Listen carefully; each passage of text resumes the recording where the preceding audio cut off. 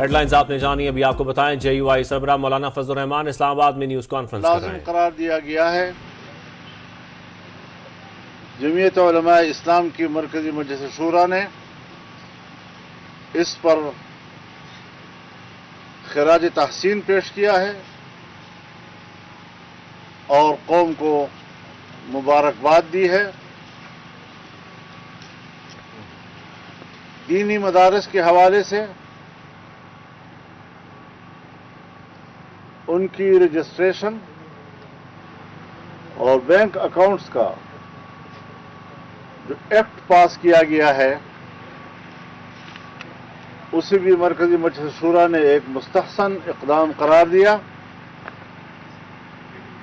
और पूरे मुल्क में दीनी मदारिस ने उस पर इत्मीनान का इजहार किया है।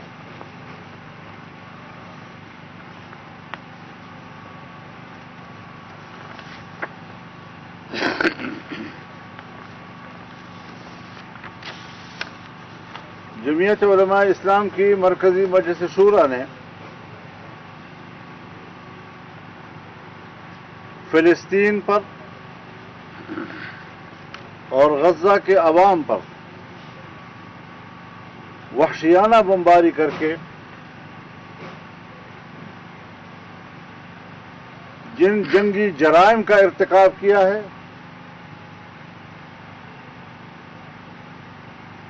जमीयत उलमा इस्लाम उसको इंसानियत कुश इक़दाम करार देती है। अक़वाम मुत्तहिदा की हिदायत के बावजूद उस पर अमल दरामद नहीं हो रहा। आलमी अदालत इंसाफ के फैसले के बावजूद उस पर कोई अमल दरामद नहीं हो रहा है। इस हवाले से आलमी क़ुव्वतें वो एक जुल्म और इंसानी कत्ल की हिमायत कर रहे हैं। अमेरिका हो या मगरबी दुनिया, इसराइल की इन मज़ालिम की हिमायत के बाद उन्हें इंसानी हुकूक की बात करने का कोई हक हासिल नहीं होता।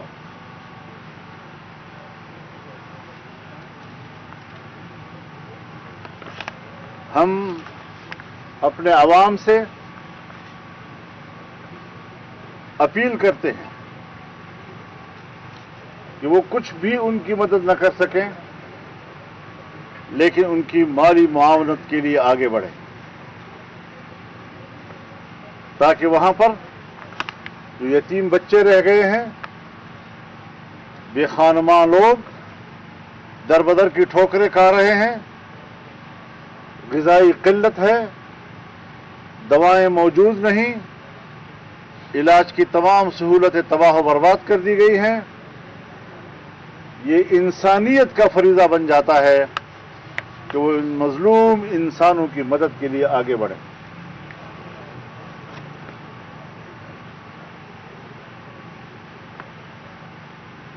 हुकूमत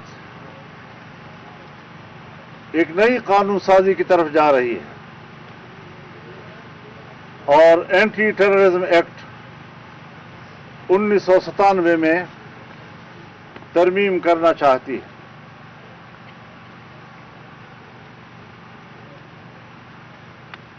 एक बार फिर हमारे दिफाई इदारे को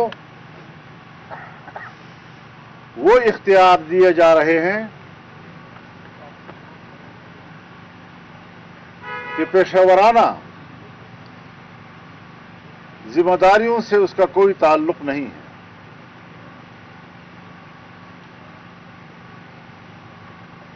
पहले नेब से शिकायत थी, उसके इख्तियारात कम अज कम किए गए, लेकिन आज दिफाई इदारे को बेतहाशा इख्तियारात दे देना कि किसी को भी शक की बुनियाद पर 90 दिन तक अपनी तहवील में रख सकता है और तहवील की इस मुद्दत में मजीद इजाफा भी कर सकते हैं। میرے خیال میں یہ ایک سول مارشل لا ملک پہ قائم کرنے کے مترادف ہوگا. یہ جمہوریت کے چہرے پر ایک دھبا ہوگا. میں نہیں سمجھتا کہ پاکستان پیپلز پارٹی اور پاکستان مسلم لیگ نون جو جمہوریت کے علمبردار، ووٹ کو عزت دینے کے علمبردار، آج وہ ایک ایسا ایکٹ پاس کر رہے ہیں کہ جو اپنے ہی ہاتھوں سے جمہوریت کے چہرے پر کالک ملک رہے ہیں. ان کو اس بات سے احتراز کرنا چاہیے. جمہوری ادارے اس قسم کے قوانین کی اجازت نہیں دے سکتے. پھر ہمیں یہ بھی دیکھنا چاہیے کہ 26ویں ترمیم میں حکومت بیٹھے، حکومت سوچے کہ 26ویں ترمیم میں کن کن شقوں کو واپس لینے پر وہ آمادہ ہوئی، اور 26ویں ترمیم کے اصل مسودے میں جن شقوں کو واپس لینے پر وہ آمادہ ہوئی ہے، کیا یہ آج کا ترمیمی ایکٹ یہ اس 26ویں ترمیم میں حکومت کی اپنی آمادگیوں کی نفی نہیں کر رہی؟ کیا یہ نیا ایکٹ 26ویں ترمیم کی روح کے منافی نہیں ہے؟ کیا یہ آئین کا تقاضا ہوگا کہ کل آپ نے 26ویں ترمیم میں وہ سارے کردار واپس لے لیے کہ جس سے ہمارے آرمڈ فورسز کو سول کے اندر اختیارات میں اضافہ مل رہا تھا، آج دوسری طرف سے آپ نے ایکٹ پاس کر کے اپنے ہی اس عمل کی نفی کی ہے؟ یہ آئین کی توہین ہے، آئین کے 26ویں ترمیم کی توہین ہے، پارلیمنٹ کی توہین ہے، جس نے کہ یہ 2-4 روز ہوئے پاس کیا اور آج آپ اس کی نفی کر رہے ہیں.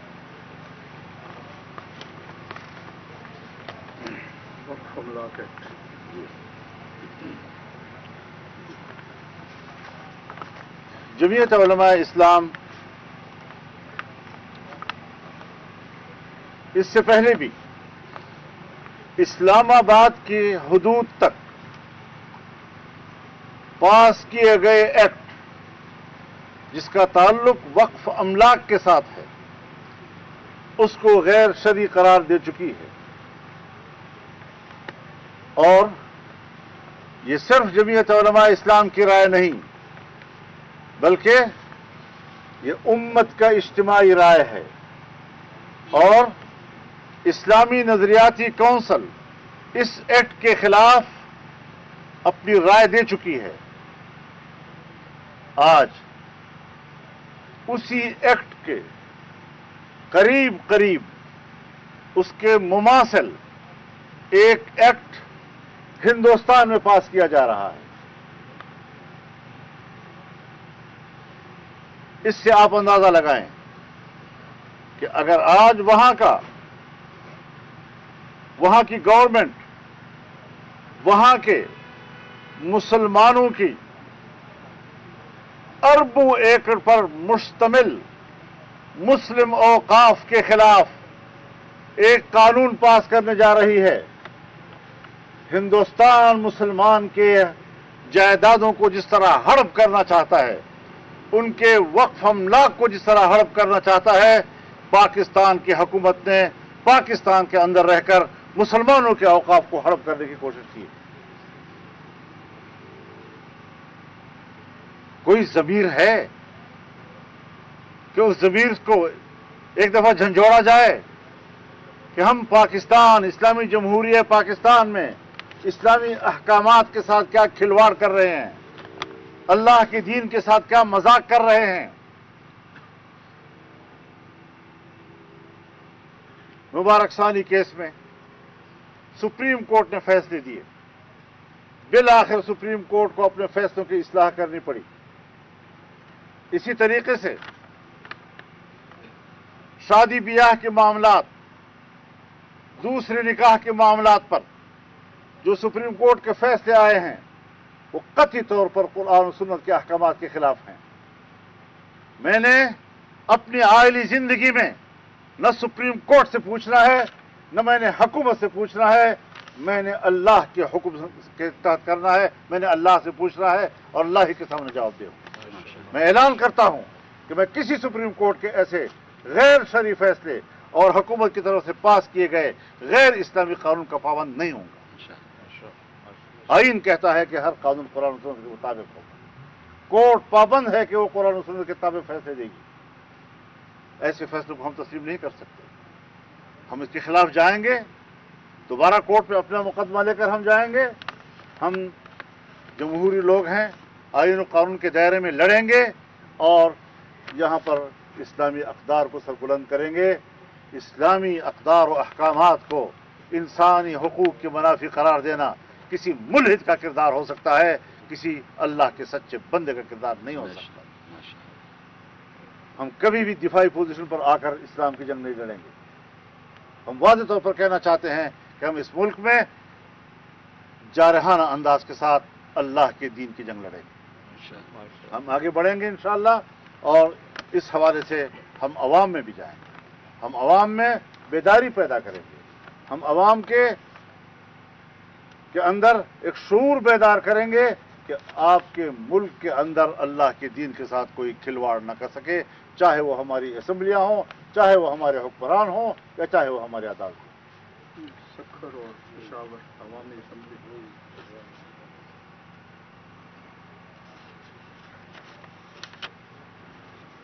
اس کے ساتھ ہی ہم انشاءاللہ العزیز 28 نومبر کو سکھر میں باب الاسلام کانفرنس کریں گے. یہ ایک عوامی اسمبلی ہوگی. ہم 8 دسمبر کو پشاور میں انشاءاللہ اسرائیل مرد آباد کانفرنس کریں گے. وہ بھی عوام کی اسمبلی ہوگی، اور ہم ملک کے اندر اس قسم کے جو اقدامات ہو رہے ہیں ان کو ان اجتماعات میں اٹھائیں گے، اور ایک پوری تحریک کے طور پر انشاءاللہ ہم آگے اپنا قدم بڑھائیں گے.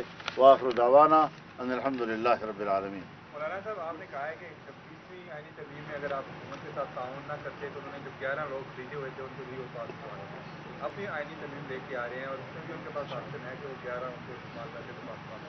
تو آپ اس کو روکنے کے لیے کیا؟ ابھی تک تو تردید آ رہی ہے کہ کوئی 27ویں ترمیم نہیں آ رہی.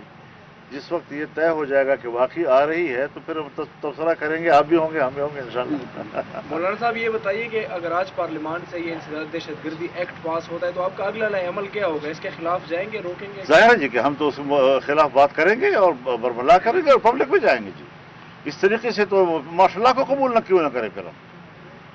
مولانا صاحب یہ بتائیں کہ آپ نے یقیناً مجلس شورا کو آپ کی جو جس جماعت کے ساتھ آج کل ہم آہنگی ہے، آپ سے ملاقاتیں بھی آپ کی جاری ہیں، میرا مراد پاکستان تحریک انصاف کی قیادت ہے، اس سے ملاقاتوں کے اور مستقبل کا جو لائحہ عمل ہے اس کے بارے میں مجلس شورا کو اعتماد میں لیا ہوگا.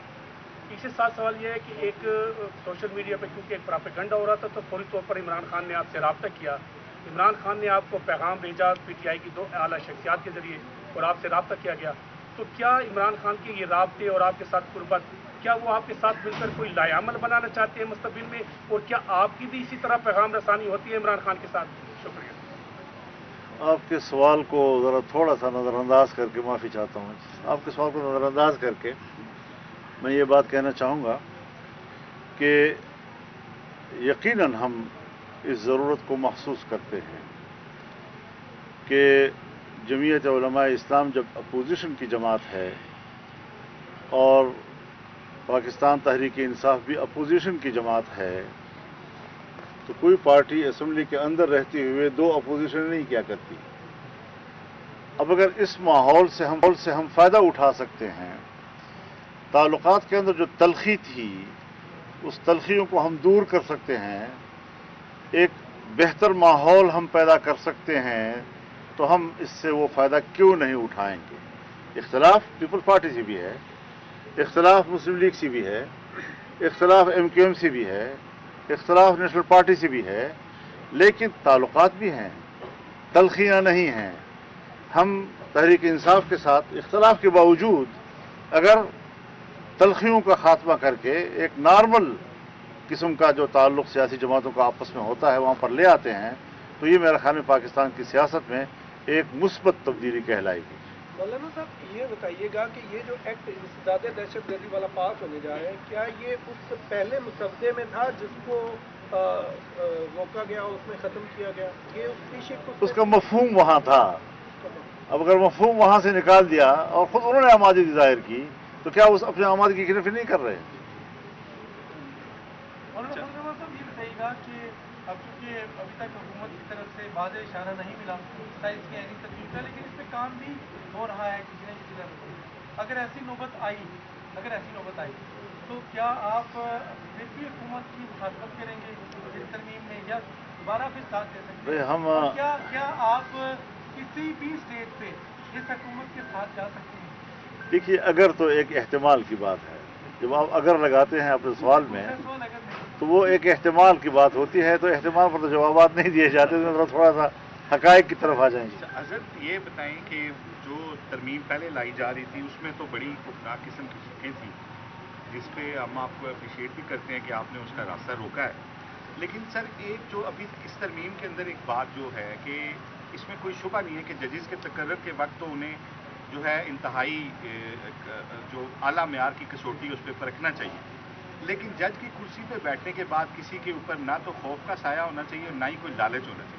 تو اب جو سینئر 3 ججز کی تعیناتی کا اختیار، چیف کا اختیار حکومت کے پاس ہے، تو کیا سینئر ججز حکومت سے کی طرف نہیں دیکھیں گے فیصلے کرتے ہوئے؟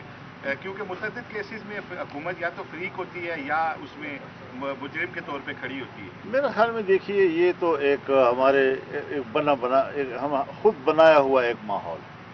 کیا آرمی چیف کا تعین پرائم منسٹر نہیں کرتا؟ تو پھر وہ پرائم منسٹر کو دیکھتا رہتا ہے جی۔ وہ جس پرائم منسٹر نے جس کو آرمی چیف بنایا اسی کو انہوں نے تیا پانچا کر دیا جی۔ تو میرے خیال میں ایک سسٹم ہونا چاہیے، جس سسٹم کے تحت ماضی میں عدلیہ ایک ایسی جگہ پر پہنچ گئی تھی کہ جس سے باقاعدہ پارلیمان کی جو خود مختاری تھی اور اس کی جو بالادستی تھی اور سپرمیسی تھی، وہ جب بری طرح متاثر ہو رہی تھی، تو کہیں نہ کہیں تو کوئی راستہ نکالنا ہوگا۔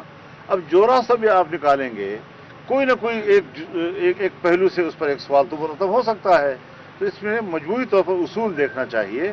کوئی بھی حکومت آئے گی تو ہر حکومت کو یہ اختیار حاصل ہوگا، کیونکہ یہ موجودہ حکومت کا اختیار تو نہیں ہے۔ مسلسل نشستیں ہوئی سر آپ کے ہاں، اور 26 کی عینی ترمیم میں آپ نے کہا جو زہر تھا سانپ کا اور دانت بھی نکال دیے، یقیناً وہ پی ٹی آئی کا بھی انہوں نے شکریہ بھی ادا کیا ہر فورم پہ۔ دوسری طرف علیم بن جناح کچھ کہہ رہے ہیں کہ جی آپ نے چمک سے متاثر ہوئے سودے بازی کر دی، تو آپ اس پہ کیا کمنٹ کریں؟ میرے خیال میں ان کی پارٹی سے پوچھا جائے، مجھ سے کیوں پوچھتے ہیں آپ اس بارے میں؟ ان کی اپنی پارٹی سے اگر پوچھ لیا جائے ان کے بیان کے بارے میں تو زیادہ بہتر ہوگا، بجائے اس کے کہ آپ مجھ سے اس کا سوال کریں۔ میں پارٹی سے ریلیٹڈ ہوں، افراد سے نہیں ہوں جی۔ تو پارٹی نے جو بات میرے ساتھ یہ کی ہیں تو وہ میرے خیال میں مطمئن ہیں اور وہ بڑے اچھے ماحول میں ہوئی ہیں۔ اگر ان کی پارٹی کا کوئی فرد اپنی پارٹی ہی کے خلاف کوئی ایسی بات کرتا ہے تو ان کی پارٹی سے سوال کرنا ہے، وہ ان سے پوچھے، میں تو اس میں تبصرہ نہیں کروں گا جی۔ ادھر سے بھی لے لیں ایک سوال۔ حکومت پی آئی اے کو بیچ رہی ہے انہیں بولے، پہلے بھی کرٹیسائز کی ہے، پیسے نہیں ملے، اس کے بارے میں آپ کیا کہتے ہیں؟ وہ تو اگر بس میں چلے پورا ملک ہی بیچ دیں جی۔